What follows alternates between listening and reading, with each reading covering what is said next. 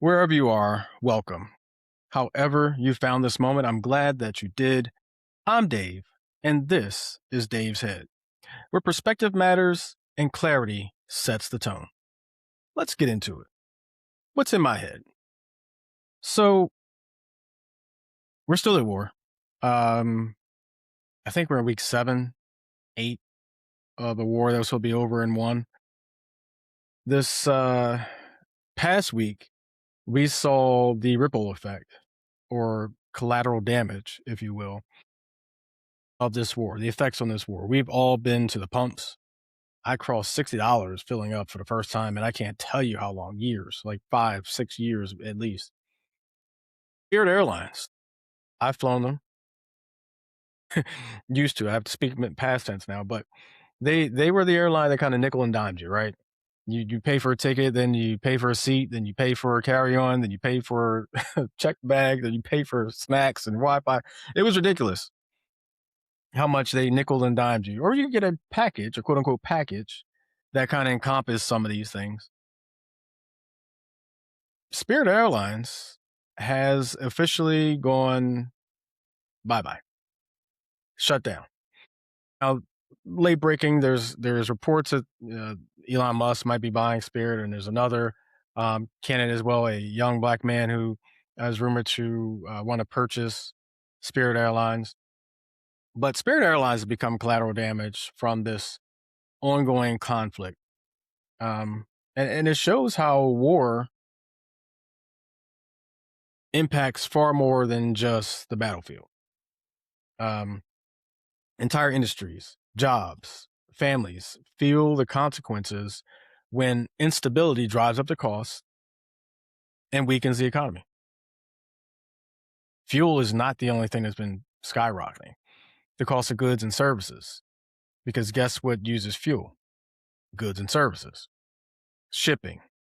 All these things rely on fuel. And as fuel costs go up, businesses aren't going, oh, well, we'll just absorb that. No, they're passing it on to consumers. And so you're paying for it at the pumps, you're paying for it at the grocery store, you're paying for it at the doctor's office, you're paying for it at, buy clothes and all these things that you do day in and day out. You're paying for it in utility bills if you have variable rates, which I hope you don't.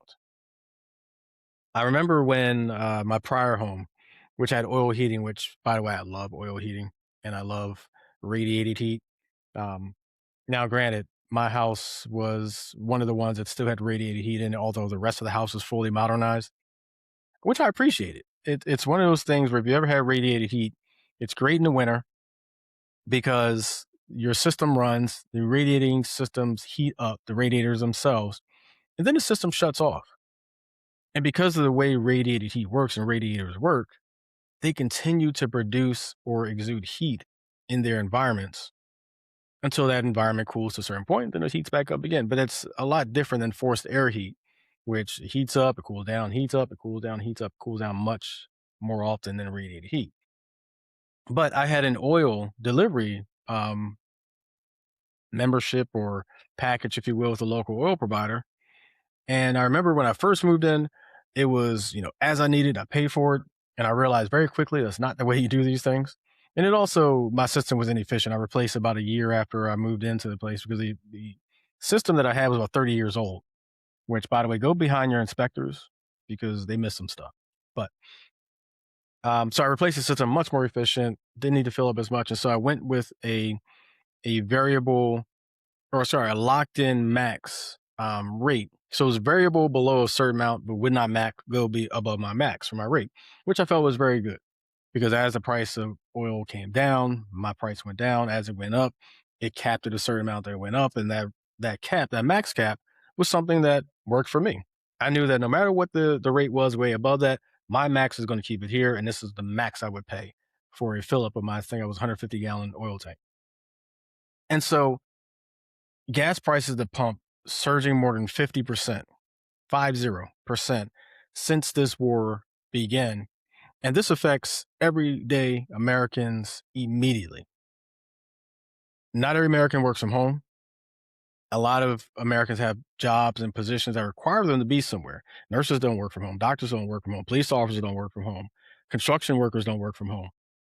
Retail people don't work from home. So many different industries you could think about don't work from home. They have to drive from home to their job and their job back.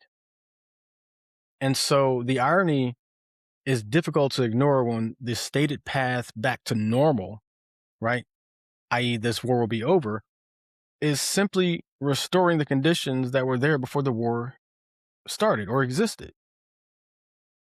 The Strait of Hormuz, and forgive me if I'm not pronouncing that correctly, but when the Strait of Hormuz allows safe passage of all the cargo ships and oil tankers, then we'll be back to normal. Well, it was like that before, right? Ships were passing through just fine. They weren't being targeted or attacked. They were passing through just fine. And so the question begs, how did we get here? We started a war, right? Goal number one, or initially, was regime change. Well, that regime's still in place, except they got younger. You kill the old guy, now his son is running things much younger. So he's going to be around a while, right? The people by Iraq, or excuse me, Iran, still under the same regime's thumbprint. Iran still controls the Strait of Hormuz. Billions have been spent by the U.S. With a B, billions have been spent on this war. So what exactly is the definition or the measurables that define true victory? And one thing Americans haven't gotten and they deserve is clarity around what the end goal is, not the changing end goal, not falsehood stated that we're doing this and we're not getting attacked this way, but truth, fact, reality, what's actually happening. Especially when we're committing tax resources and lives are being lost to this war. There's a historical context to this as well that's creeping into the conversation I've seen over the past couple of weeks. That there's a growing fears is not just about this war, but the possibility of repeating history. And not just Middle East history, right? We already know we're repeating history in that regard. Another war that's supposed to have been over, it's dragging on. We're 7, 8 weeks, 9 weeks, whatever it is right now. We could look up and it's 7, 8, 9 months. We could look up again, it's 7, 8, 9 years, right? But there's comparisons to the Vietnam War being made. I wasn't alive and I'm not old enough to remember even the details around that. But I do know that that war, the Vietnam War, was considered a failed war, a losing war. And so these comparisons come up when we supposedly won on day one or week 1 or week 3 or whatever that line was that we supposedly won. We supposedly took out a aging naval fleet. We took out a regime, but yet the regime remains and they're still attacking literally yesterday. And so when these goals are unclear and timelines get stretched indefinitely at this point, public trust begins to erode, at least for some, right? There's some that no matter what, this president's doing the right thing, despite all that's happening. It's about leadership and accountability. If you're going to go to war, you should have an exit strategy, which we're just not good at that. But you should also have meaningful facts to justify the start of the war. We're also not good at that either as a country. Because if you don't, it's difficult to end these things. If you don't have meaningful facts of why you went to war, you don't have meaningful lines in the sand that say this is what victory means. You don't have meaningful lines in the sand that say this is when we want to be out by. The public has a right to ask these questions. The public has a right to ask about strategy, about truthfulness, about the facts on the ground, accountability. We have a right to have answers from those who are quote unquote power. But the problem is, will they actually answer it? That's where things come in. Will they answer without, throwing shots and trying to demean people and, posting on True Social, quote unquote, True Social, because it's not true. And that's the problem that people have. One of the problems that people have with this administration. The lack of accountability, the lack of transparency, the lack of fact-telling information. truth telling information. The fact that you just can't get a straight answer out of people, whether it's by subpoena or by press conference. And so the people feel the brunt of this and will continue to feel the brunt of this. And sometimes, as people who, and I'm putting myself in the class of people who are anti Trump, proudly admit it, raise my hand and swear by it. Have not been a fan. And I've said this before. I've not been a fan of Trump since way before he entered politics. I used to listen to Howard Stern all the time on the way to work every day. I thought it was comical. He has some nice interviews on there, people I was actually interested in hearing from. But a lot of the skits and all those types of things were kind of comical to me. Especially you're riding to work, you need some distraction. You don't want to road rage. And so you got this stuff going on satellite radio, and it was entertaining. It got me from A to B. I stopped listening to Howard Stern when he kept putting Trump on. That's how much I dislike Trump for a long, long time. And so I generally haven't listened to satellite radio. I have it in my vehicle now. It's paid for every month. But I listen to sports, like when I'm out of coverage area for the Eagles or something, that I'll listen to it on satellite radio. I don't even listen to music on satellite radio anymore. I became disinterested in satellite radio because I became disinterested in Howard Stern because he kept putting Trump on his show. That's how much I've disliked Trump, and that's how long I've disliked Trump. And so this current state that we're in, for however much longer we're in it, needs to change. These endless wars, which, by the way, he promised we wouldn't get no new wars, and yet here we are. But we also need to change the intellect of those voting. I had a conversation last week when I was on my golf trip about, if you go back to civil rights era, post-slavery era, there were quizzes that were put in front of minorities or Black people to qualify, quote unquote, qualify them to be able to vote. Now, the touchy subject of what I'm about to say is that brings in shades of that type of stuff, which obviously I'm 100% against, because obviously those quizzes were generated and engineered in a certain way to prevent Black people from being able to vote. However, caveat, insert caveat, I'd be in favor of qualifying tests for people to be able to vote. I think that there should be an intellect level, minimally, that says I am intelligent enough to understand the issues, the candidates, and the impact that those two things combined will be on me, my community, my family, this country, etc. And furthermore, I understand how government works. I have the ability to research and understand the data and information I come across to make an informed voting decision. And if I can't demonstrate that, then I shouldn't be allowed to vote, because what are you actually voting on? Are you voting on hate? Hate for or hate against?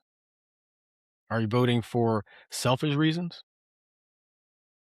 Now, granted, this gives very much shade to equal opportunity voting, right? I do firmly believe every single person who's of adult status, so basically 18 and over, should have the unequivocal ability to vote. I actually fundamentally think that even if you're in jail, you should have the ability to vote. I don't think prison should remove your ability to vote. And I say that with the caveat that obviously murder, child rape, these felonies that are out there that impact other people. Now, I go back to many, many episodes ago where I talked about crime being a difference between impacting other people and crimes against self. I personally don't think there should be any crimes on the books that are crimes against self. If what you do impacts you negatively, that's you. If what you do impacts someone else negatively, that's a crime against humanity, against the citizenry, against someone else. And so I don't think crimes against self, drug possession, who is that hurting? Besides the fact that the answer is no one, right? Unless you want to get into the medical science of coke, crack, weed, and all that stuff and how it impacts the body. But it impacts no other person.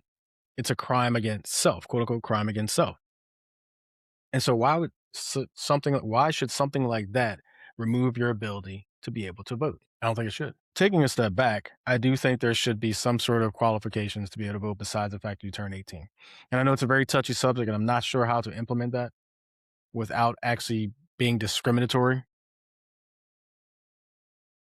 But I do think someone who doesn't have the ability to logically understand issues and impact and government policy and politics, should they be going into a voting booth and casting a ballot? I think it's a good debate topic. And I would love to have a person on one day to kind of discuss whether or not that should be a thing or not. Interesting topic. But for right now, we're paying higher gas. We can't get out of this damn war. So that's where we are.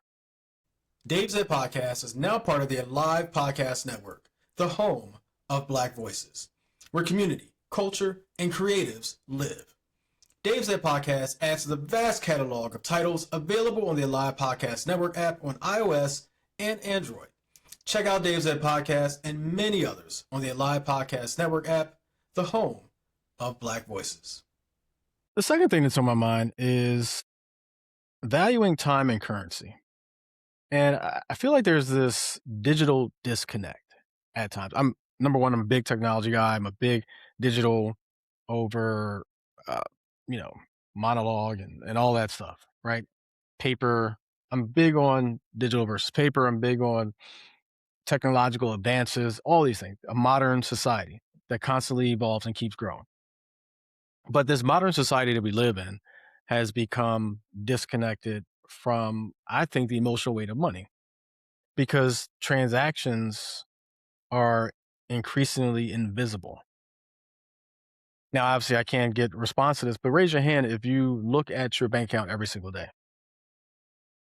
Raise your hand if you balance your own bank account on a cadence, whether it's weekly, biweekly, monthly, every statement. I'm willing to bet that a small percentage of people out there do that. Now, I use banking tools and financial tools that import my transactions, and I look at these things literally every single day, except when I'm traveling. It's a little more difficult, but I try to do it. But literally every day, it's something that appears recurring on my task list for the application I use to task manage. But we swipe, we tap, we transfer, we do all these things that remove this sense of spending money, right? I've got money in my pocket, in my wallet right now, a couple $100 bills, and I'm not even flossing. I'm just saying it's from my trip. It's just left over in my wallet.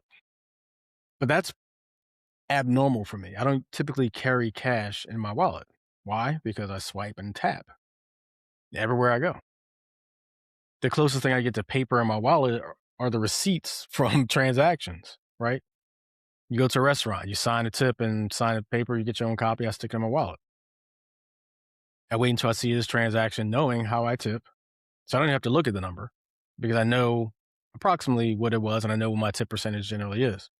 And I also know how I do things with my total number. I do it specifically so that I can see it was something I typically would do. So my reconciliation comes in the fact that I check my balances every day and whatever bills and all these other things. But you don't feel, right? You don't feel these things in your hand. You don't change money by handing someone X number of dollars to settle your bill as a typical norm. Now, there are people out there who don't deal in digital currency. They try not to use their wallets or, their debit cards or credit cards or whatever cards, plastic that they have. They like to operate money. Some people use the envelope system, right? And if you don't know, we've talked about this a couple of times on this podcast over the years, but the envelope system is essentially you get paid, you physically take money out, put it in envelopes. They're allocated for different things, bills, eating out, shopping, whatever, gas. Whew, that envelope's got to be big these days. And so you literally take from that envelope, and when that envelope is empty, say its eating out budget is $100 a month. Say you go out twice and you spend $92. Well, you got $8 until your next iteration of putting money into that envelope. That's the theory behind it. And it allows you to budget tightly, because you also have an envelope that's for savings and for emergency fund, right? So those things go into there. It's the envelope under the mattress type of budgeting system. But a lot of people don't do that. Now, we may have separate accounts for savings, emergency fund, wedding fund, if you're me. Um, but again, they're all digital. You see a number, you don't hold that number in your hand. You don't think about it again until you happen to look at that number. Previous generations, and we go back probably 2 generations. I think one generation, we're kind of still in that, we're in the beginning of that digital era. But previous generations, they treated savings as survival and security, right?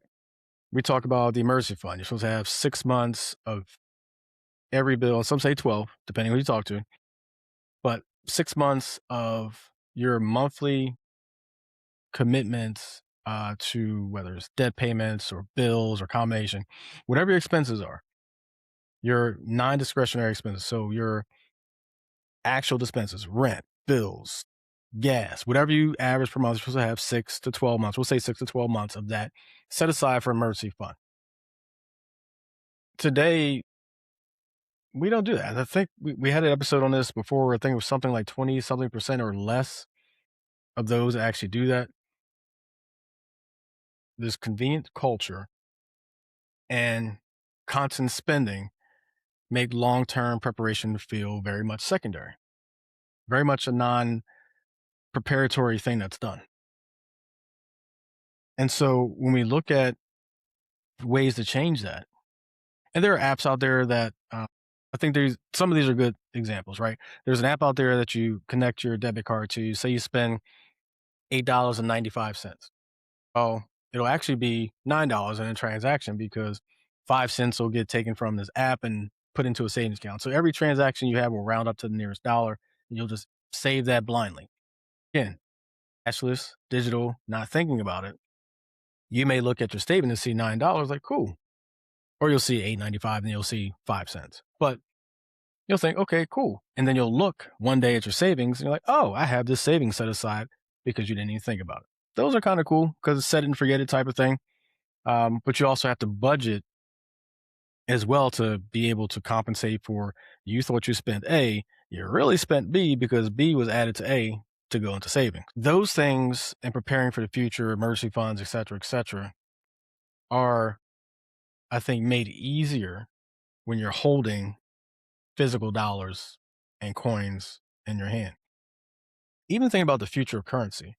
And so there's been conversations about a cashless society.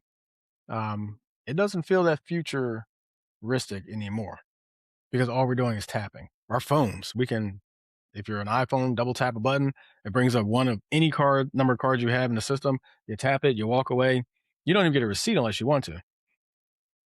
Digital payments dominate. It raises questions of how people will psychologically value money in the future. I also think about time. And so a cool movie, I wouldn't say it's one of my favorites, but I watch it if I see it's on. It's a movie with Justin Timberlake called In Time.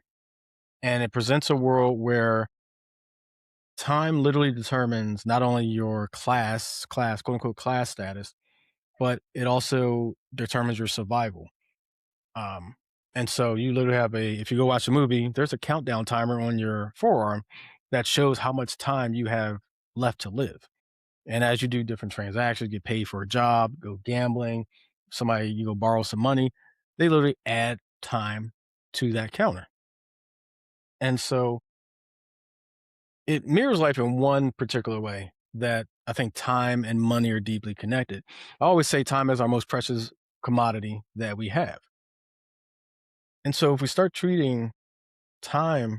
actually treating time as a precious commodity, and at the same time treat our money as a precious commodity, because if you think about time flies, right? You blinked and your child went from crawling on the ground to going to their junior prom or senior prom or graduating from high school or finishing college or getting married. And so time moves, doesn't stop. If we start treating our currency that same way, many of us will retire better or retire at all. We'll have a more comfortable existence because if you think about stressors in life, finances is up there. Stress, life, priorities, Financial stress shortens more lives, or stress in general, but financial stress goes towards shortening lives, damages health, damages your peace, damages relationships, right? And so learning to value both time and currency equally, I think personally helps people live longer and live better. I know I don't want to work until I drop dead. That's not my plan at all. And so there's steps I'm taking to try to make sure I actually can retire. I can sit up, kick my feet up and watch the Eagles, or go golfing, or go open up a bar in, I don't know, some island somewhere. Because there's sidebar, retirement doesn't mean you sit on your butt all day, right?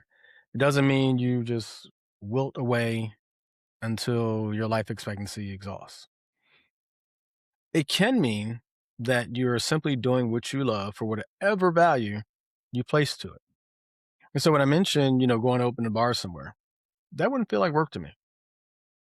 If I'm in Jamaica, right, open a bar up on the water somewhere or on a path somewhere, and every single day I'm meeting people who come to visit and meeting locals. They're coming by to have my signature drinks or whatever my signature meal is, having great conversations. And that's all I do every single day, taking the time off that I want to take off, or working every day, quote unquote, working every day. If that's what my retirement looks like, that's okay. I'm not sitting in an office doing a 9 to 5. I'm not dealing with corporate bureaucratic crap.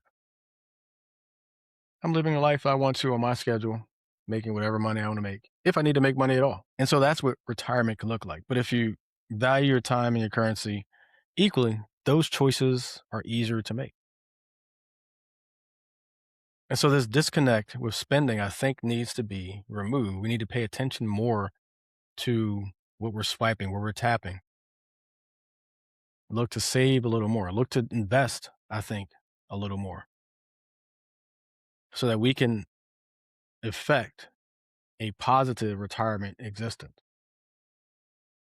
Not getting any younger. These grays are not reducing. So I've got to do what it takes to make sure my retirement works and happens. But that's what's in my head.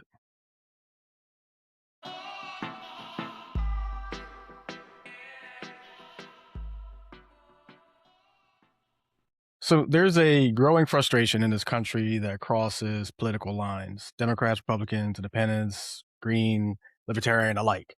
People feel disconnected from the government. I know I'm one of them. Exhausted by the division. I know I'm one of them. I'll just keep raising my hand to these points. And convinced that money just has way too much influence over who gets elected and who benefits from those elections. But what if there is another way? Tom Joseph believes the solution isn't necessarily rewriting the Constitution or creating new laws, but instead using the existing system differently. I'm all ears for this one.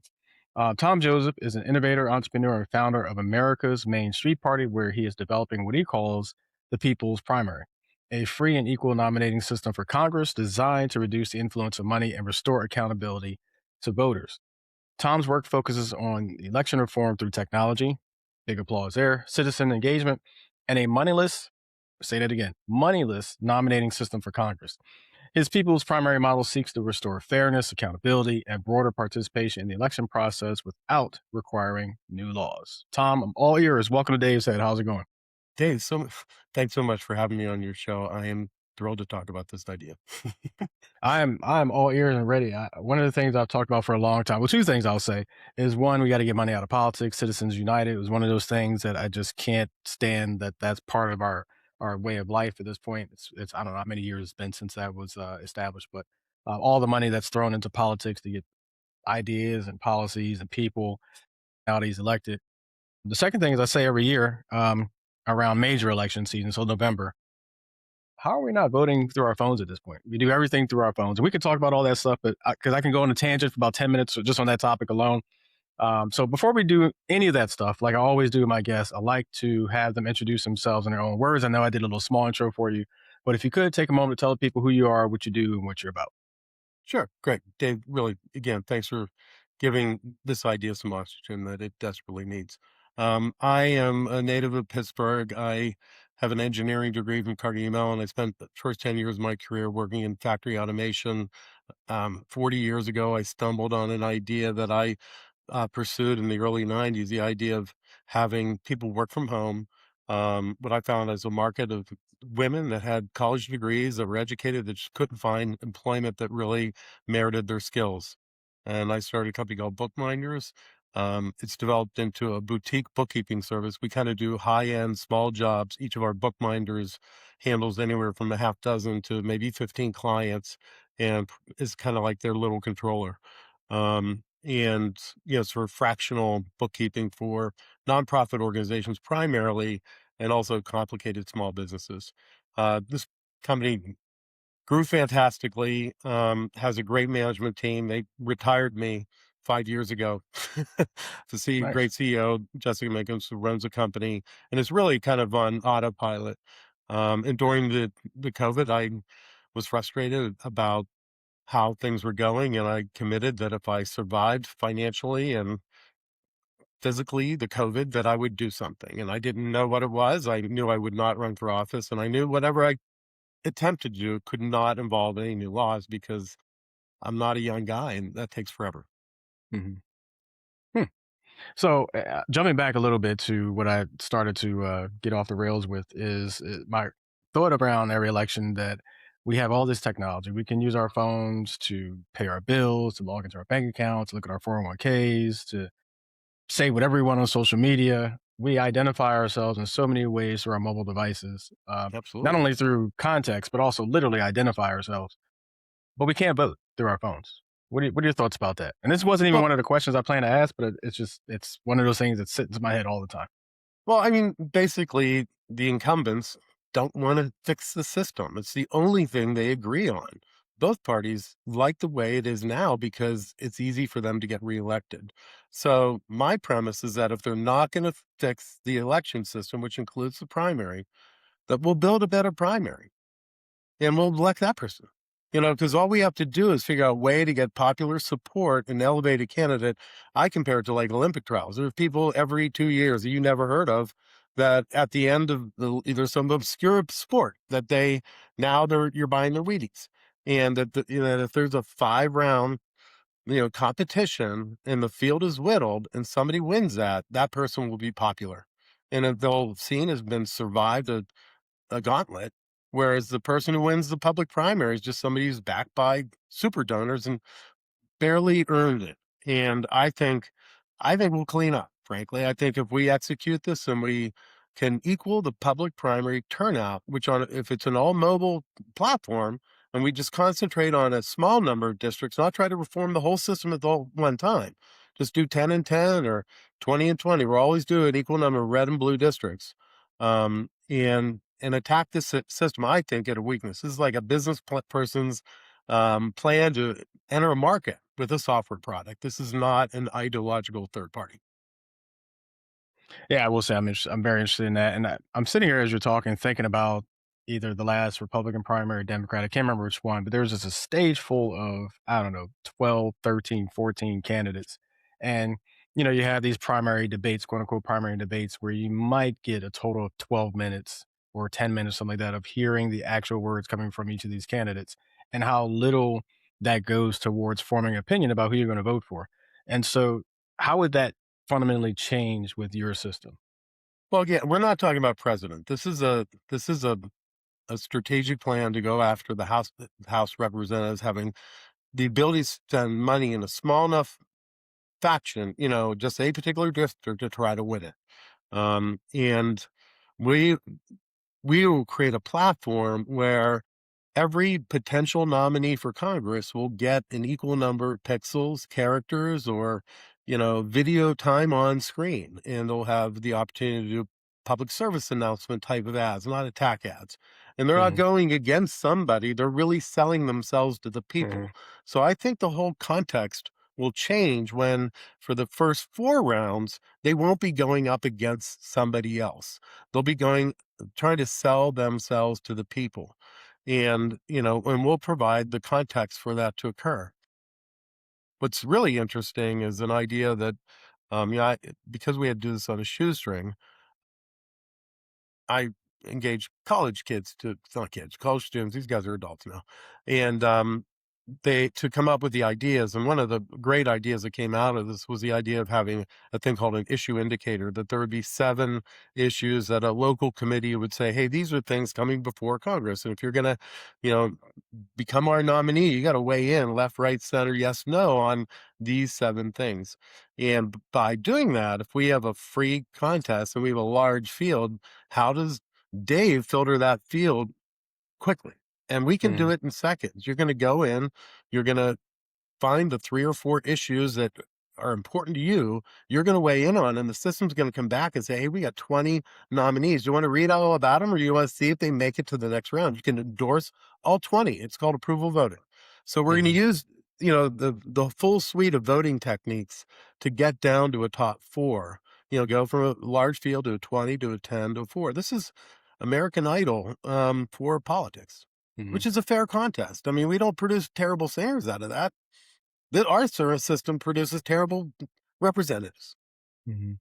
And I see that the very first fundamental change is going from a system where it's attack ad, attack ad, attack ad. This person is crap. This person's crap this way. To here's what I actually want to do. Here are my responses to these questions or these problems. And we don't have that today, right? We have a lot of filibustering, a lot of not non answers, just to satisfy that 1 minute answer window they have to give, or just attack ad after attack ad on TV, radio, online. Um, and so that to me is a big benefit that we actually get intelligent, hopefully, responses to issues that we can then say, hey, this aligns with me or this doesn't align with me. The second side of that, that I thought about while you were talking was if we look at the current system and we look at how engaged intelligently the voting base is, I think a big issue we have is that, and not ignorant in the sense of disrespectful, but ignorant in the sense of not knowing. There's a lot of ignorant voting base out there. How does your system hope to close that gap between those who either intentionally or unintentionally don't know these issues, or even the government for that matter, to a more informed voting base? Well, first, I'm going to acknowledge that those are going to be the last people to come along. Okay, I mean, that if makes you're, sense. Yeah.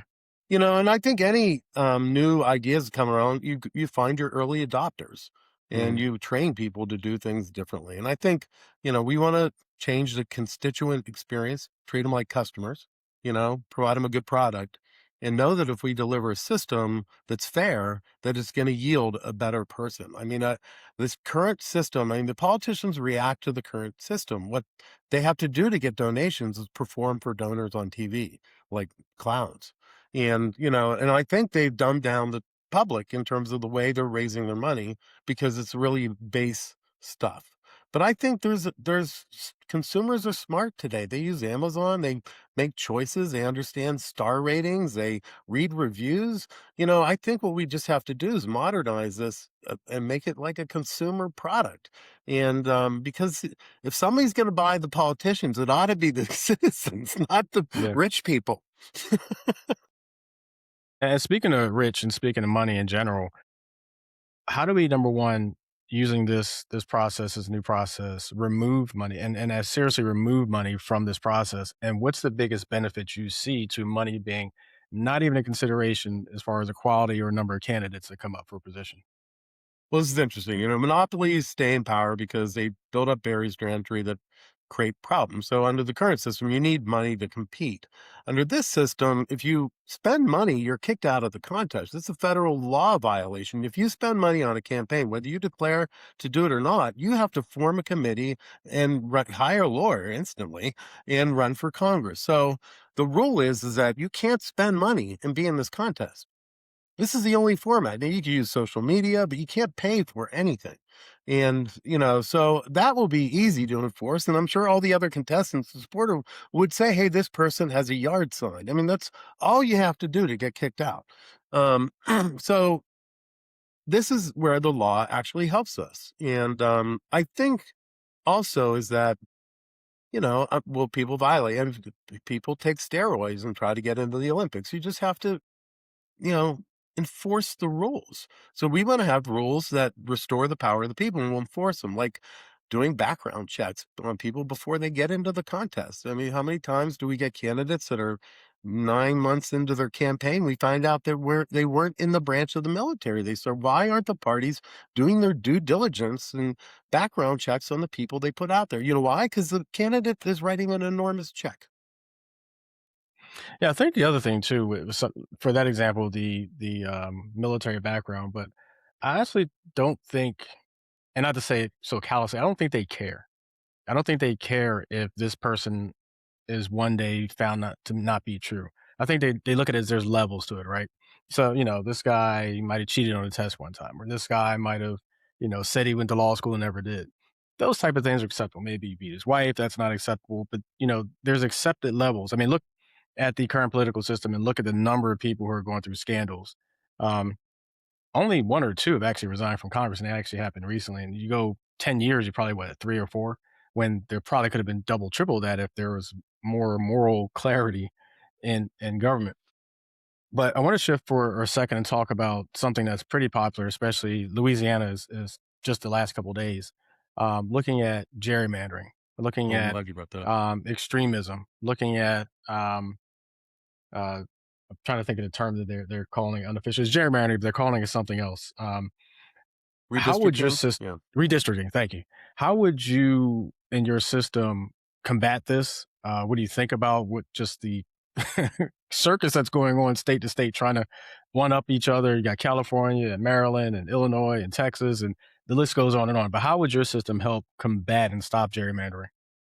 That's a great question. And the background that I didn't give is that my entire reason to do this was to combat gerrymandering. We're only Mm, running this contest in gerrymandered districts. But frankly, I'm not saying it wouldn't work at all in a swing district, but I don't think it works as well.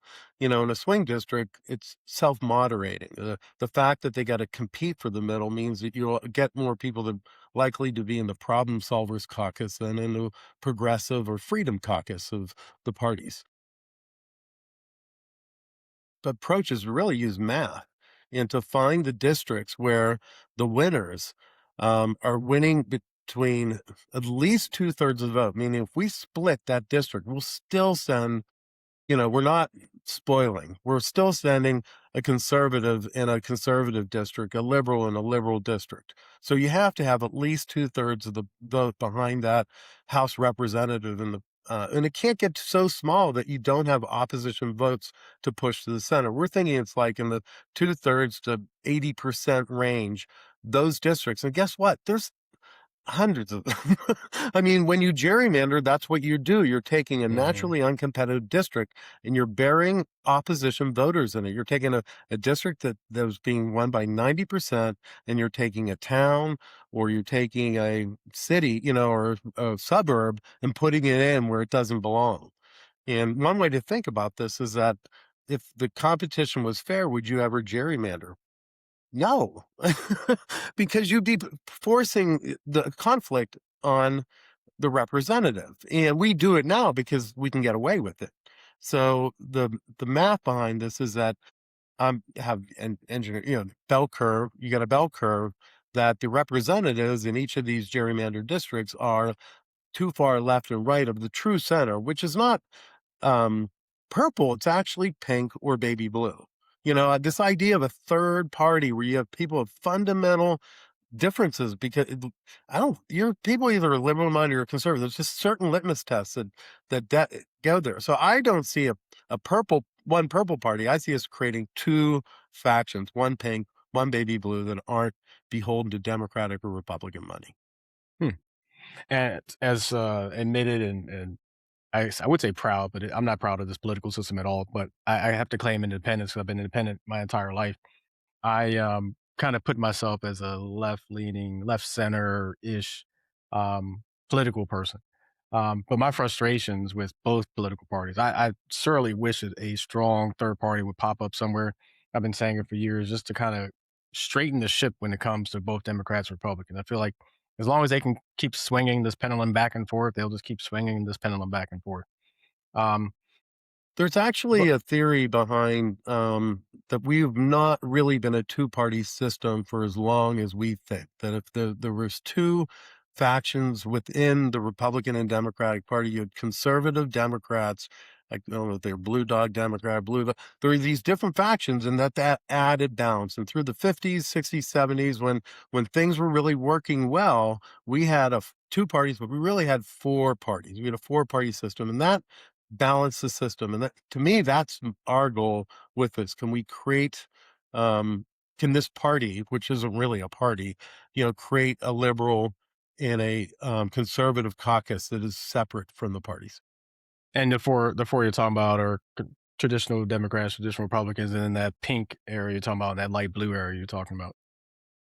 So I'm a big fan of technology. I have an iPhone in my hand pretty much all day long. I got gadgets. If you, you could see my office, I have gadgets everywhere.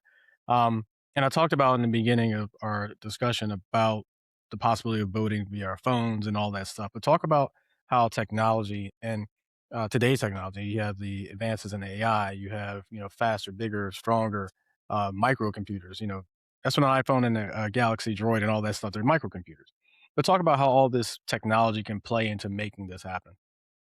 Well, one thing that happens that after the kids from Drexel completed the prototype or proof of concept, we were able to work with the guy Ramon Perez, who's an expert in AI machine learning. He's the executive director of the Digital Democracy Project, and he was able to take this prototype and stand it up as an app pretty quickly. And we now have kind of like point one version of this app. It's on our website. If you go to mainstreetparty.org, a brand new way, you can see the very first 0.1 release of our app. Works best on a full screen. On a mobile device, you might not be able to get down to some of the menu items, but we populated it with two districts, 100 candidates in each district, and you can play with the quiz and see how it filters. If you answer liberally in a conservative district, you're not going to get many candidates.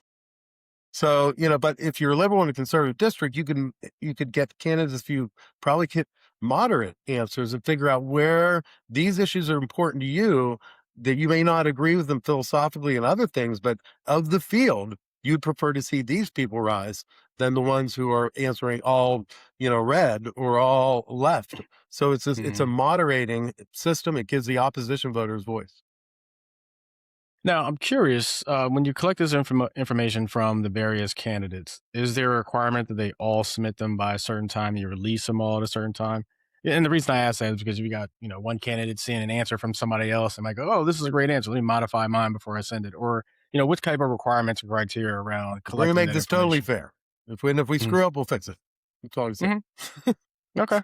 We have the power to do that. In Mhm. an election system, they got to pass other legislation. If they have the wrong kind of ranked choice voting, I mean, we're stuck with it until they agree to another one. And we can, this is a sandbox. We can do whatever we want. So if we find the system, one idea we have is like, hey, if this contest is free, everybody's going to enter. It's like, well, you got to actually get 100 of your fellow constituents in that district to endorse you, to convince us that you're worth the time, to invest in the background checks and stuff like that. And it's kind of like the way the general election system works now, is that if you want to run for Congress, you have to get like 2% of the previous total that was in the general election as signatures, and they'll put you on the ballot, or $500, or, there's different things for different states. But to get on that House ballot is pretty easy, actually. It's a very low bar. It's intentionally low bar, except Georgia. Georgia, it's like 23,000 signatures or something ridiculous.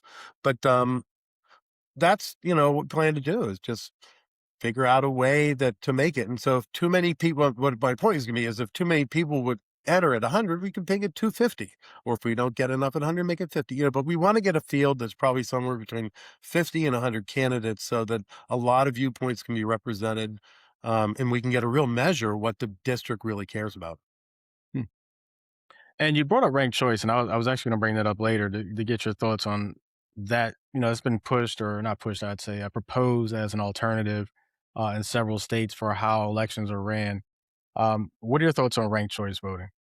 Well, And there if you is got a second, explain what that is to the people as well. ranked choice voting. It gives you the way it is. The academics want to do it. I'll tell you why we're going to do it. Ranked choice voting, it allows people to not just vote for one person, but to rank the voters. And if your person doesn't win and somebody doesn't have 50% after the first tally, they'll rerun the system using people's second place person if they didn't vote for the first place. You know what I mean? So the downside of this is if people don't rank when they go to the second round, they don't have a vote. So, and because the way the election systems work in the primary and general election, you don't know how many people are going to be on there. So it might be too much of a burden if there's 8 people on the ballot for people to actually rank 8 people. Do you want to hear our idea? Sure. Sure. When we get Absolutely. down to, and we don't know for sure how we're going to go from 4 to 2. But what we're thinking about is actually using what we'll call forced rank choice at 4. That when we get down to a final 4, we want to have a virtual town hall. We want to introduce new content, have the local committee say, okay, it's a final 4.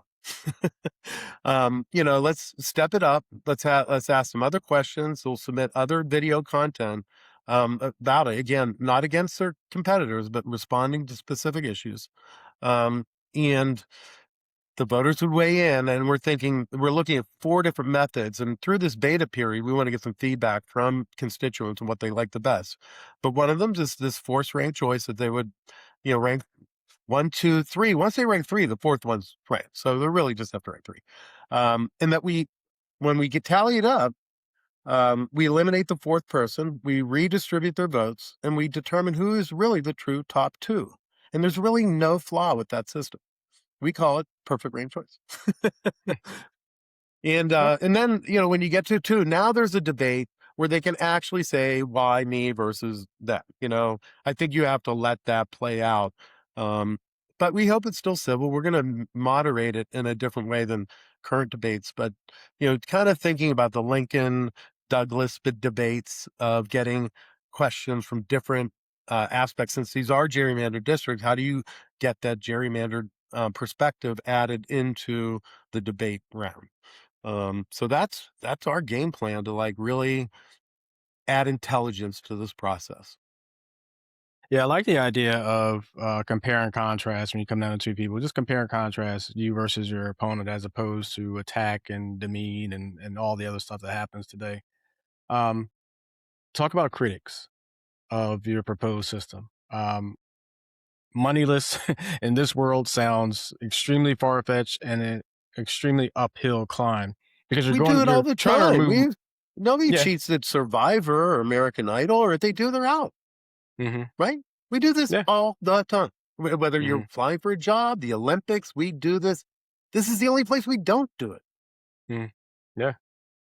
But So why do we to my accept it? I mean, to me, this is a paradigm shift, and just convincing people that, hey, stop being lemmings. Let's take this system back.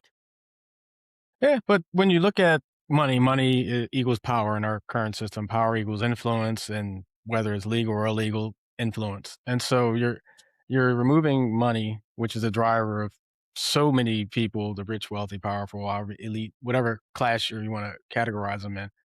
How do you get those people either on board or resist their counterattacks, if you will?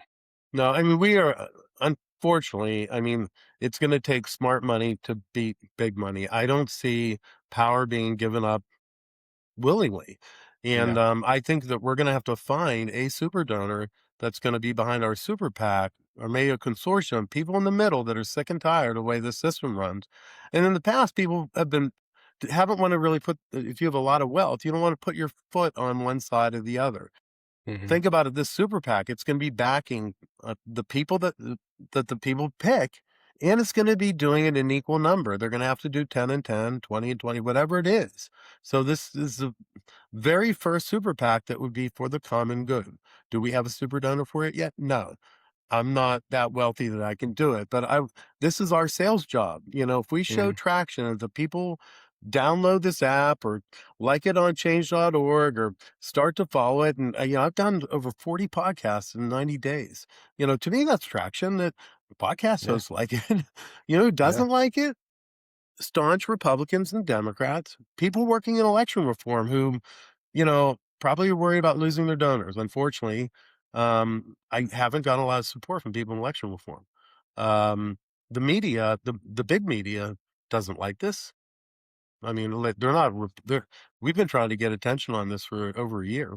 We've had not one single piece of coverage from major media.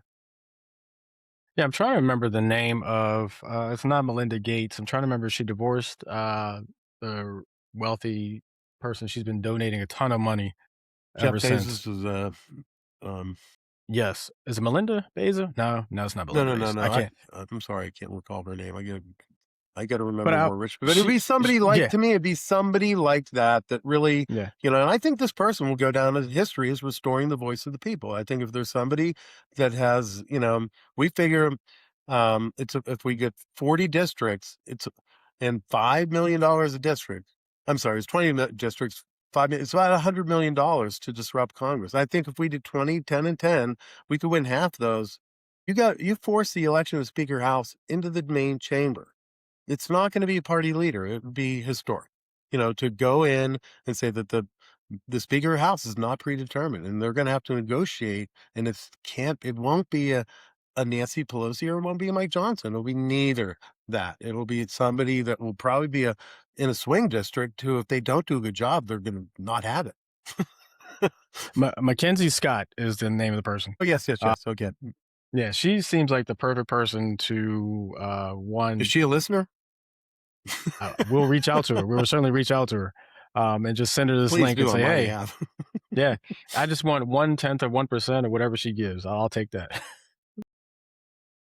So talk about 10, 20 years from now. Your system goes into place, uh, the view of how Congress looks, how the political system looks, how society looks because of this change 10, 20 years from now.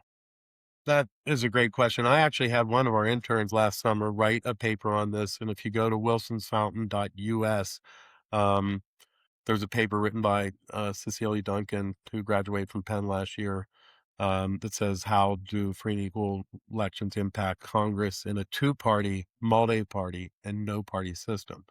And what it really shows is kind of our game plan to first move this election and create enough of a faction that they have to force Congress, then to create those two factions, a bigger baby blue and pink, and then ultimately go to what we think is that this could possibly dissolve the parties, and that people identify not by party but by caucus.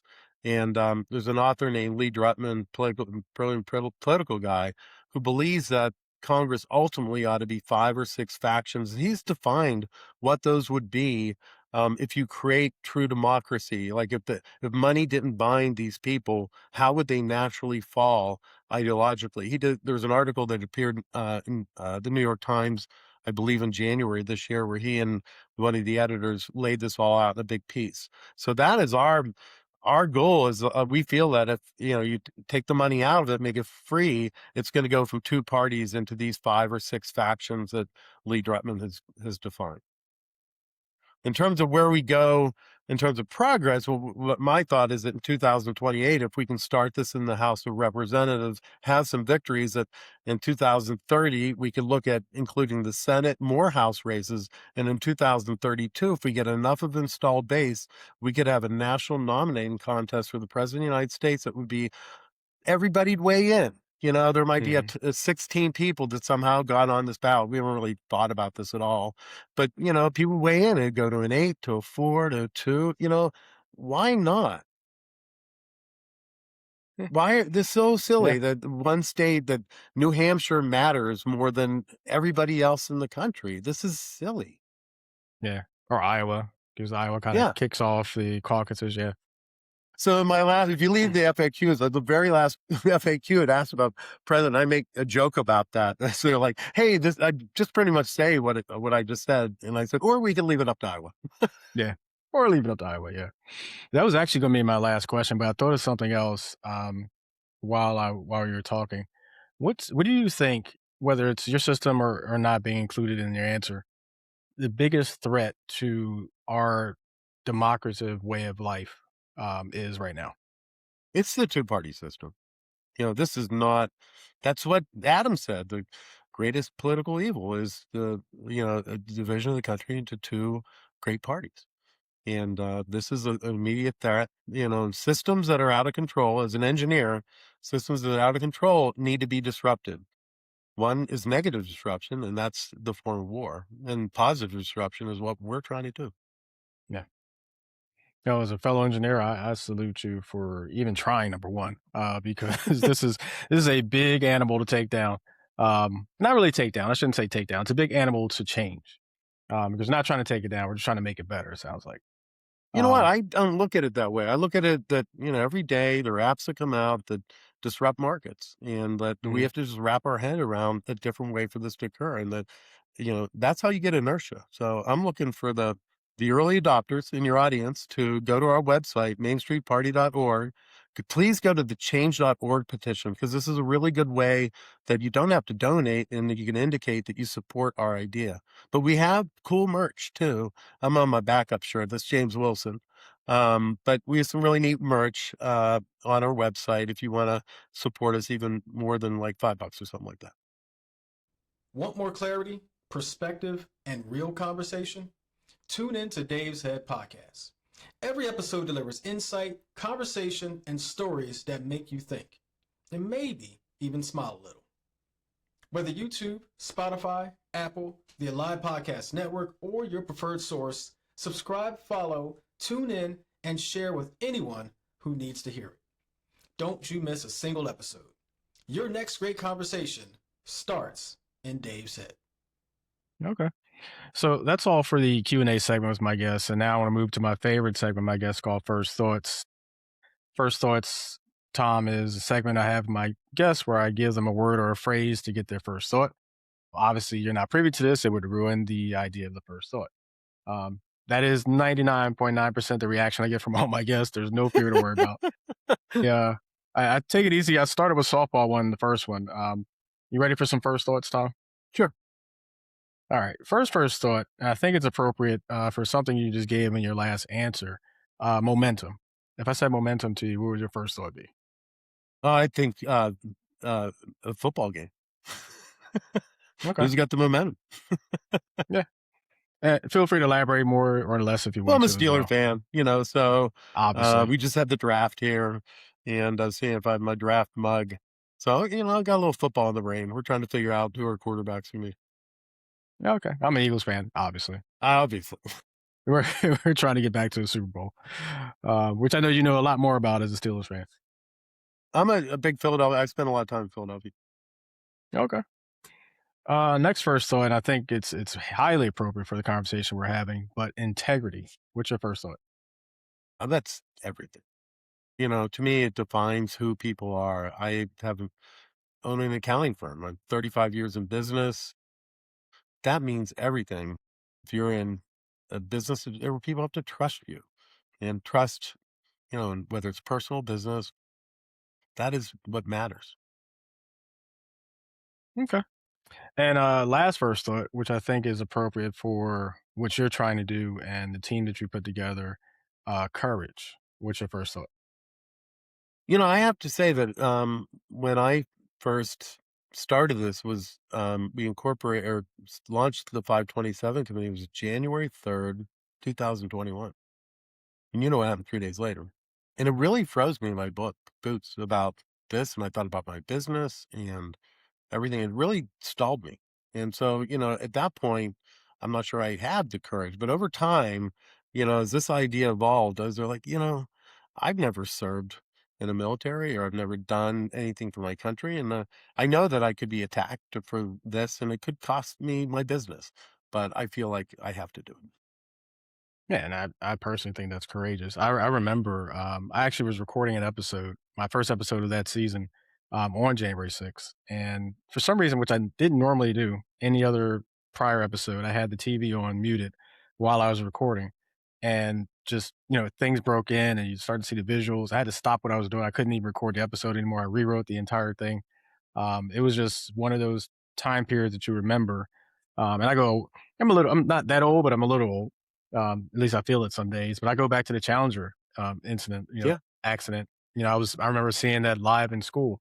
That not young, but January 6th was one of those moments where I physically got angry that this was actually happening. And so, just looking at that, I think to try to change what led to that, I think it's 100% courageous. So, just wanted to say that.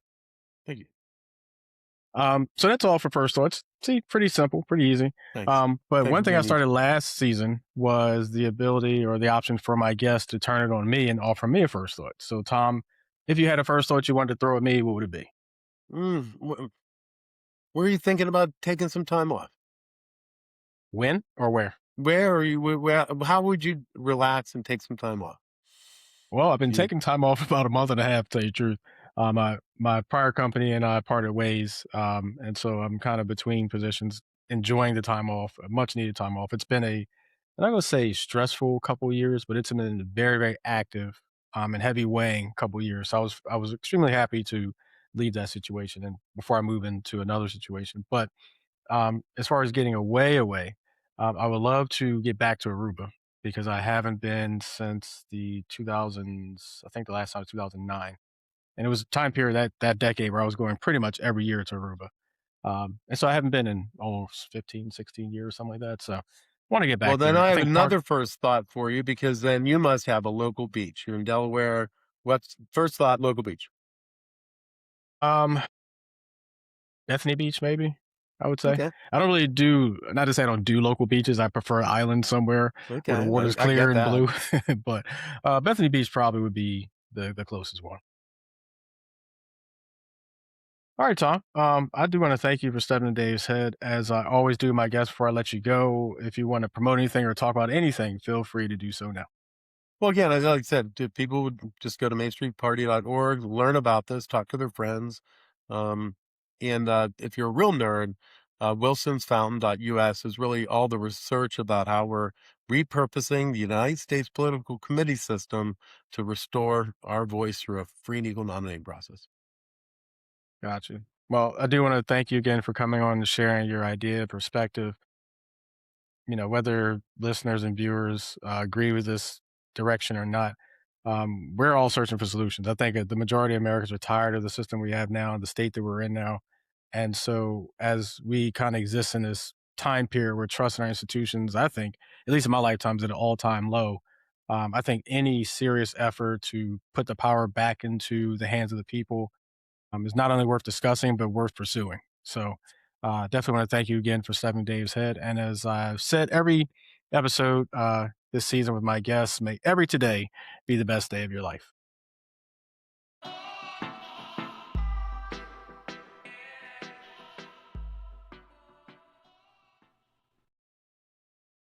My favorite segment of my podcast is My Grin, which stands for Great Reason to Be in Love with Now.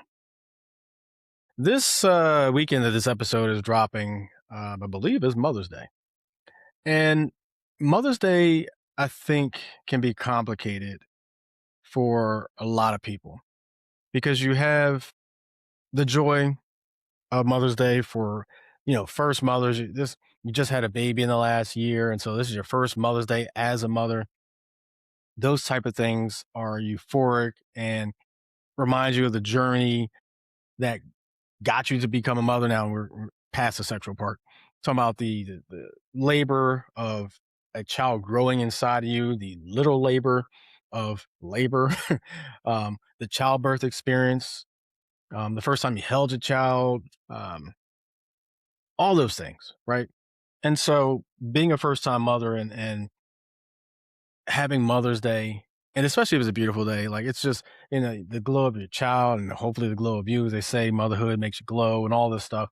And so for those mothers, it's just a joyous day, right? Hopefully the fathers like got you a spa day or just something typical, cookie cutter. A lot of that works for a lot of women, or whatever your favorite relaxation thing is. Hopefully the father takes that day and says, honey, you got off, or something like that, right?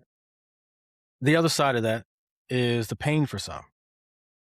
And, it could be the first Mother's Day since your mother passed, or it could be year X since your mother passed. And it's just a reminder of the fact that your mother is no longer here with you. And so you can have the pain of that. And hopefully you have people around you who help you get through what can be a tough day.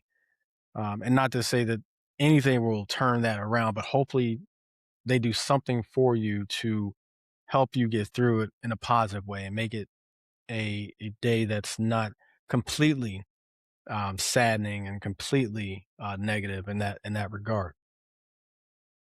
And then there's the in the middle, I think, right? Where you have your mother here and you either have a great relationship with your mother or you don't have a great relationship with your mother. And for those that do, that's a great day for both the mother and the children. But for those who don't, not every strained relationship involves death. Sometimes grief on Mother's Day can come from emotional distance or a complete disconnect with a relationship between a mother and child or children. And so, looking at repairing those relationships, and before I even get to that rest of that thought, I 100% understand, overstand that not every relationship can be healed or should be healed. And so one thing I would never do is tell anyone specific things about their specific relationship because I have specific things about my relationship with my mother, excuse me, that no one can understand. And so 100% would never do that. But repairing difficult family relationships rarely happens accidentally. It requires a vulnerability, a lot of patience, right? And consistent effort. And I think if you rank those three, vulnerability, patience, and consistent effort, to me, I stated them backwards. So to me, consistent effort is the number one most important thing. You have to be present repeatedly and not just present, positively present. Patience, you sometimes can have two very competing people who are in a strained relationship, seeing things from different perspectives, feeling things from different perspectives, trying to get an understanding from the other person in order to allow this healing and moving forward to happen. And so, in order to have that happen, being consistently there and have consistent effort is the number one thing, but patience to see the process through, understand the other person, empathize with the other person's feelings, see that reciprocated and understand that and accept that it's reciprocated and be able to move forward step by step by step by step over an X long period of time. It requires some patience because there will be little potholes and stumbles along the way. And patience requires you to see those potholes and stumbling points and still continue to try to move forward. Those two things build on vulnerability, though, right? Showing up consistently, yes. I looked at number one. Being patient, yes. I look at that as number two. But number three is almost equally important. You have to be vulnerable with this relationship, vulnerable in yourself to be able to ultimately accept who the person is, accept who you are, and accept whatever that relationship is for those two things or two people moving forward. You have to humble yourself sometimes. You have to admit wrongdoing sometimes. You have to admit your shortcomings and the ability to be able to interact with that person. Right. And I say that person because it could be the child or it could be the mother that I'm speaking about at any point. And so being vulnerable is something that's important to the healing and moving forward process as well. You have to be able to say, I'm not wrong. I know I'm right, but I'm still going to move forward anyway. And trust that that person understands that they are most likely wrong and that they won't do it again. Or maybe they'll just admit it and say, I'm sorry. A lot of vulnerability is in trusting the process, right? For all my Sixers fans out there. But boundaries matter, right? Healing does not always mean pretending past hurt never happened. I don't think you should ever do that. I think you need to acknowledge that it hurt. You need to speak on that hurt. And that puts the onus on the other person to one, acknowledge or not acknowledge the hurt. apologize or not apologize for the hurt that they caused, and moving forward, not do the same thing that hurt you before. Now, we're all flawed human beings. None of us are perfect, and mistakes can happen accidentally, hopefully not intentionally. But that's what it means. Healthy boundaries can still exist during reconciliation. You can take that step by step by step by step, that slow crawl to the best possible relationship that you can have. But boundaries can still exist. You can say, I got to pause because I see a past problem coming back again. And I can see you're acting the same way in that moment that you acted before. I don't want to go through that again. And so I'm going to set this boundary, which may pause the progress, which may disconnect for a period of time. But those boundaries have to exist to protect yourself as well. Then you got to remember small steps count, right? I keep saying step by step by step by step. And if you're watching on YouTube or the Live Podcast Network or Spotify video, you see me rolling my hands, demonstrating step by step by step by step. Even limited communication or acknowledgement can begin reopening pathways towards understanding, towards growth, towards a stronger relationship. But small progress matters, right? Every step matters. Now, granted, I will admit you can have 15 small steps forward and one gigantic step back. I get it. And sometimes I understand, fully understand that those small steps can completely be wiped out by that big step back. I've lived it. I completely understand. And so then it becomes that decision again, right? It's always got to come back to you. What are you willing to accept? What boundaries have you put up? And ultimately, is it in your own best interest to try to reconcile, move forward in this relationship? Right? Lastly, a little grace and humanity, right? Parents and children alike are imperfect people shaped by their own wounds and experiences. Sometimes recognizing that humanity, recognizing those flaws, recognizing even the unpreparedness for the moment or moments can soften hard perspectives and make it possible to engage or interact or take that next baby step. You have to decide whether it's who this person really is or if their experiences have created this person that sometimes screws up, or if it was truly just accidental and they didn't know. It wasn't intentional.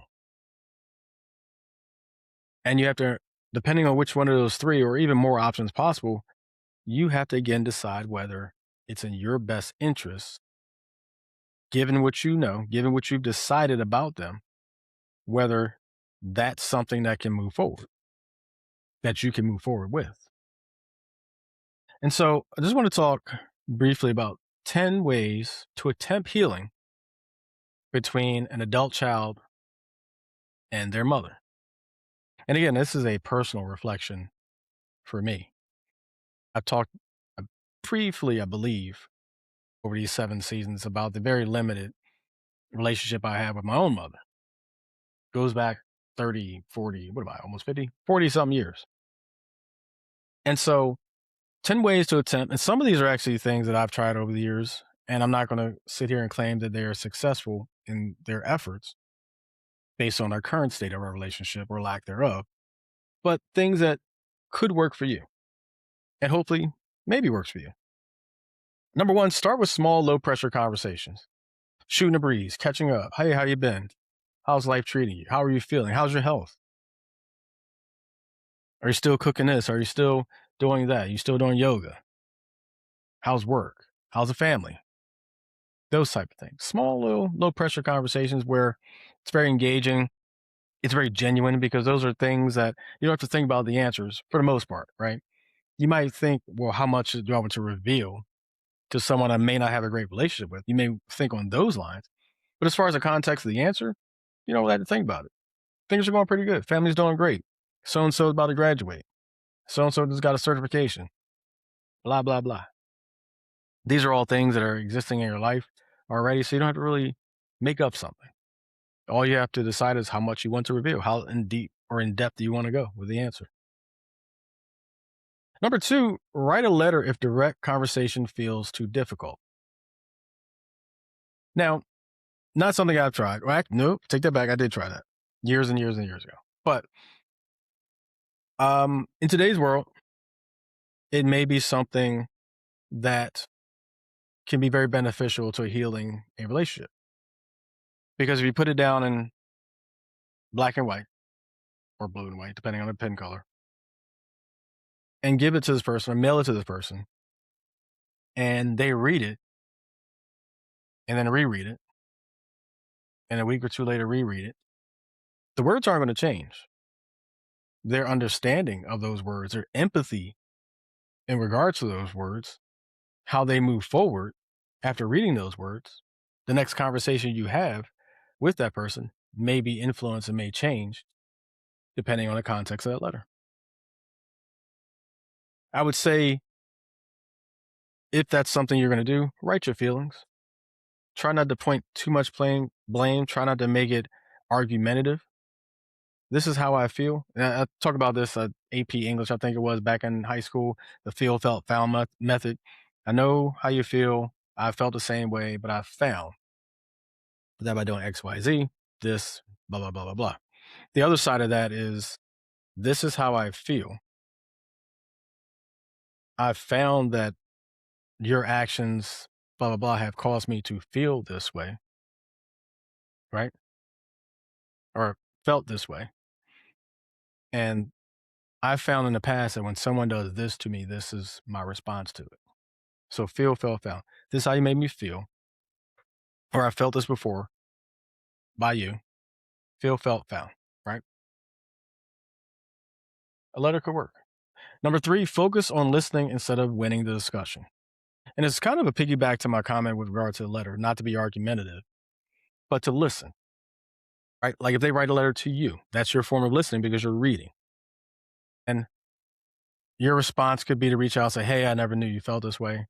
This was not my intent and I apologize. Or it could be something that's completely argumentative or something in between. But the idea here is to listen to understand, not listening to respond or to win a discussion. Because if someone pours out their feelings to you, I can tell you the worst thing you can do is to invalidate their feelings by either trying to excuse it, redirect it, or completely dismiss it.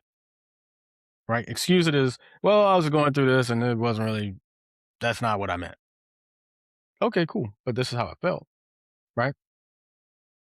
Redirected is, well, you did this on so and so day and I felt that way too. Completely turns it back towards them. And to dismiss it is okay.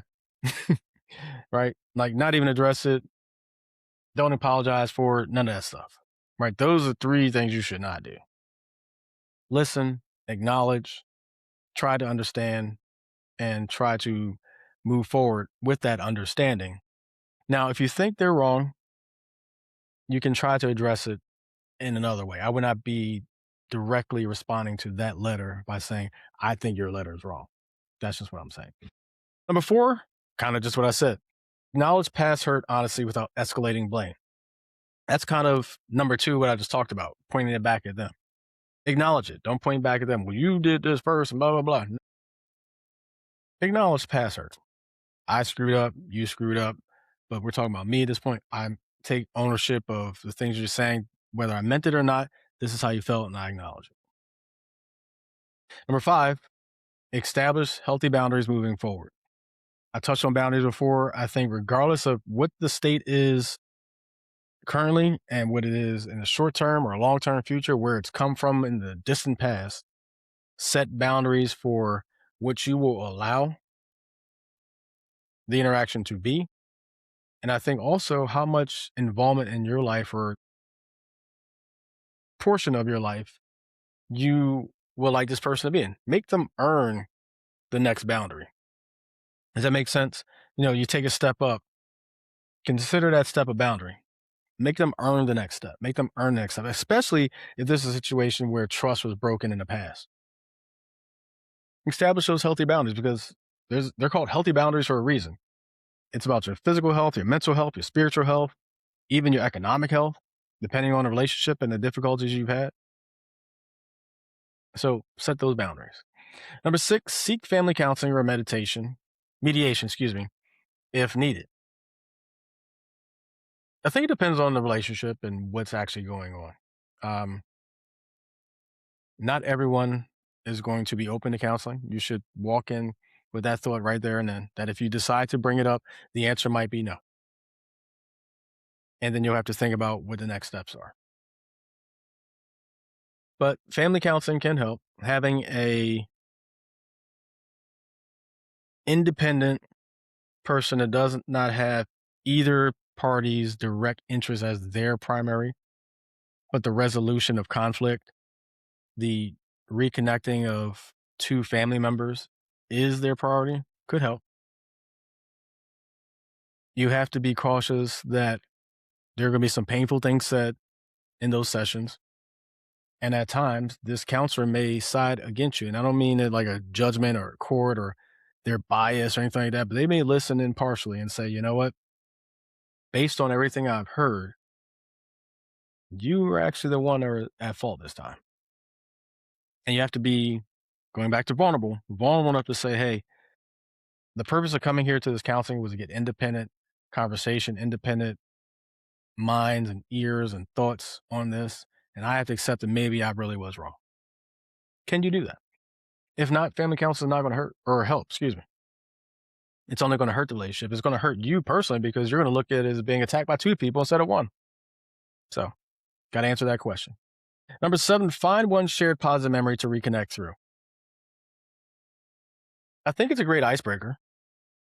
I think it's a way to, I was going to say kick in the door. We don't want violence in any fashion, but one way to crack a boundary or, again, icebreaker, right? Into what could be positive experiences. And maybe it's something you do every time you interact with a person. Let's start by naming something positive. Or maybe let's end our conversation, regardless of what the conversation is about, with something positive, a positive memory we both have together.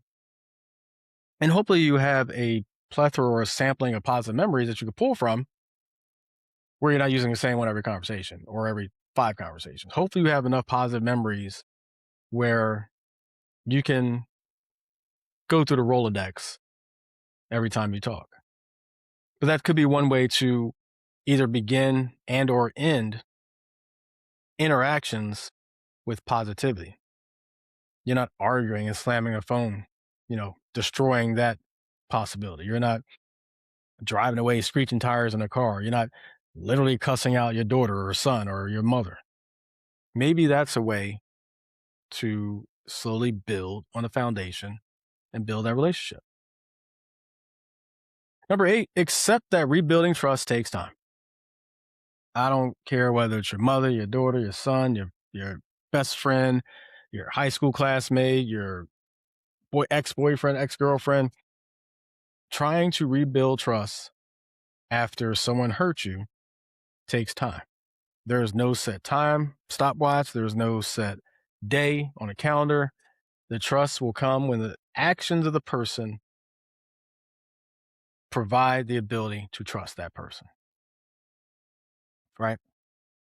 You build towards the ability to trust.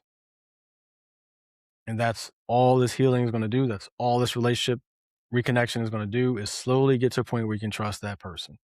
I get it. If you have a history like I do, where you've built to a trust and trust is violated, you built to the trust and it's violated, you built to the trust and it's violated, your ability to believe in the trust that you are providing to someone diminishes every time it's violated. Until you get to a point where you don't trust them anymore. You don't have the ability to offer that trust anymore. I 100% understand that. But this point is that trust takes time. And if you have the ability to still trust this person, getting to the point where you actually trust that person is not going to be a day 1 or week 1 or even month 1 thing. It's going to take time. Number 9, learn from each other's communication style. Now, this may be one of the hardest ones of these 10 because conflicting or ram headbutting communication styles can derail progress faster than any, or almost as fast as any action can be taken. Because interpreting something disrespectfully or sounding disrespectful, some people have very terse or curt personalities. Some people have, that flippant tongue where they just say disrespectful stuff or sarcastic stuff. That's their personality. Or one-uppers, right? One-uppers annoy me more than anything. Listen, I got to do a whole segment on one-uppers. Just because I had success don't mean you have to come back with your success back in the day that supposedly is better than mine, you know? But any of those types of things can be an annoyance, which hinders the progress. And it could be just something as simple as someone has a very sarcastic personality. We're not always in the mood for sarcasm. And based on the foundation of a rough or non-existent relationship, we're not taking sarcasm, anything from you, right? And so having the ability to learn from someone's communication style and not allowing that to diminish progress or make a neutral or even worse, positive situation negative, that's a hard thing to do. Because we, in our own worlds, can take very simple conversations and turn them into something very offensive based on the mood that we're in, not even based on what anyone said or the way they said it. And so all the things we talked about, the letters, listening during discussion, acknowledging hurt, boundaries, counseling, all these things can be hindered if communication style is either actually or interpreted in a manner that negates progress and is a negative in its own right. So trying to learn from the communication style and adapt that learning to either understand the person's communication style or personality and not make it a negative thing is very, very difficult. Lastly, number 10, give grace without abandoning self-respect. This goes back to boundaries. This goes back to acknowledging not only your own feelings, but putting yourself first. Self-respect in these situations, and I'd say this is number 10, but I will put this as number 1. Give grace, and I'm just going to say the entire line again. Give grace without abandoning self-respect. This may seem harsh to people. I don't care if it's your mother, your father, your siblings, your girlfriend, your boyfriend, wife, husband. No one and no relationship is worth abandoning your self-respect. I speak from experience. It's one of the worst things that you can do because not only do you not put yourself first, you are literally putting yourself last intentionally. And it's not the same thing where you're contributing back to society or you're paying it forward or you're donating your time, talent, treasure to a worthy cause. That's not even putting yourself last because there are community aspects of that actually benefit you. So you're not putting yourself last. In either relationships or marriages or whatever, abandoning your self-respect to the benefit of solely keeping a connection or relationship with someone that you're having difficulties with, parent, spouse, whatever, that doesn't benefit you at all. And in the long run, you are diminishing your own value. You are removing and eliminating your priorities. Your self-respect is being tossed out the window. And it's all so that you can keep someone in your life. And so please don't do that. Give grace. Again, we are human beings. We make mistakes. We are not perfect. We try sometimes and fail. Sometimes we just, we're shitty people too. But give grace to a point. Set that boundary. Your grace should have a boundary. And that boundary should minimally be where your self-respect is threatened. But these 10 things, any combination of them, one of them, all 10 of them, if you have difficult relationships with your mother as we approach Mother's Day, perhaps try one of them. The number one, start with a small, low pressure conversation. Hey, how's it going? What's new with you? Or write a letter, or focus on listening, or acknowledge the past hurt, establish the healthy boundaries, seek family counseling, find one positive memory to reconnect through, accept and understand that rebuilding takes time, learn each other's communication styles, and I think most importantly, give grace without abandoning self-respect. And if one or more of those things work for you to rebuild and establish a positive relationship with your mother or anyone for that matter, please drop it in the comments, reach out. Any message, I would love to hear a success story that comes off of this segment. But I wish your mothers or you, combination, a great Mother's Day. If your mother's not here, I hope that the memories, the positive memories that exist out there of you and your mother get you through that Mother's Day that's coming. And honestly, I just wish great relationships between important people in your life, because important people in your life matter. You never know. As they say, life is way too short. I want to thank Tom Joseph for stepping into Dave's head. Learn more about America's Main Street Party and the People's Primary at www.mainstreetparty.org. It's an interesting concept. One, I'm very interested in seeing where it goes and how widespread it can get. I think our political two-party system, as we said on our interview segment, is shambles, for lack of a better way to put it. It needs reform, it needs change, it needs someone to step up and do something about this class warfare that exists. Need for those in DC to never be out of power, because all it's about is power and money. It's not even money, power, respect, like Lil Kim said. It's just money and power at this point. Hopefully something comes from Tom's People's Primary, and we can look back 5-10 years from now and go, wow, finally we got it right. That's the wish and hope. As I've done for a while, I want to leave you with a quote to summarize this episode. It's from an American icon by the name of Ernest Hemingway. May or may not have heard of him. Look him up. Pretty interesting life story.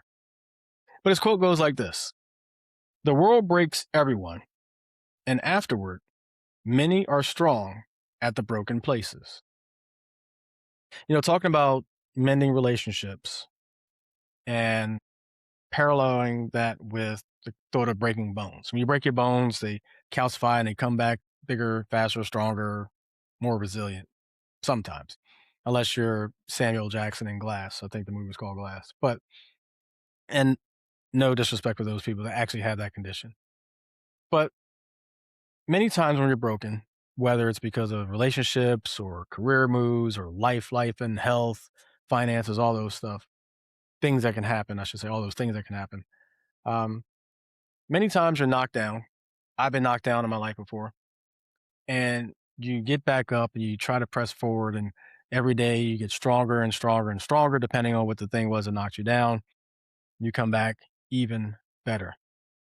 And so as we go through things in life, as we look at this political system, as we look at the things that are going on as a result of this war, rising costs, gas prices out just crazy right now. We look at the political system we talked about with Tom, and how it's not really for the people anymore. It's for the elite people, to keep them in power, to keep the money in their pockets. And we look at relationships that we do or don't have with those who are important to us in life. And sometimes they betray us. Sometimes they break our trust. Sometimes we are very, very hurt by the things that they do. As we get broken and we heal and come back, many times we do so much stronger, because we learned the lessons, we've adapted, we've grown. And that's all we can hope to do, to learn the lessons, to adapt, and to grow, so that we're stronger, more resilient people, able to handle the negativity in life, able to handle the changes that impact us in negative ways. And so Ernest Hemingway's quote, that many are strong at the broken places, speaks to the breaking of things in this country, speaks to the breaking of us individually, speaks to the breaking of relationships, to the bonds that those relationships have, and how we can take steps to learn and adapt and grow to take where those things broke and make them stronger. And that's what I hope for you this weekend as we approach Mother's Day. That's what I hope for you as we move day by day by day through the situations and this war and what impacts it has on us. And that's what I hope for this country when we look to our elections, is a conversation with Tom and I had during this episode. I want to thank you for stepping into Dave's head. Until next time, make sure to get your daily dose of perspective and always be the tone setter in your life. That's all for this episode of Dave's Head. If you enjoyed this episode, I'm sure you'll love similar content in the Alive Podcast Network app. Plus, you can support this podcast and enjoy ad-free listening to nearly 100 other Black-hosted podcasts. Download the iOS or Android app, become a member, and experience unlimited access to Black-hosted content week after week. Follow, like, and or subscribe to this podcast on Facebook, Instagram, and or X at Dave's Head Pod, and on YouTube at Dave's Head Podcast. For more information and links to all things Dave's Head, check out our website at daveshead.card.co. Episode premiere on the second and fourth Fridays of the month. Thanks for tuning in, and remember, enjoy life, because life should be fun. Take care.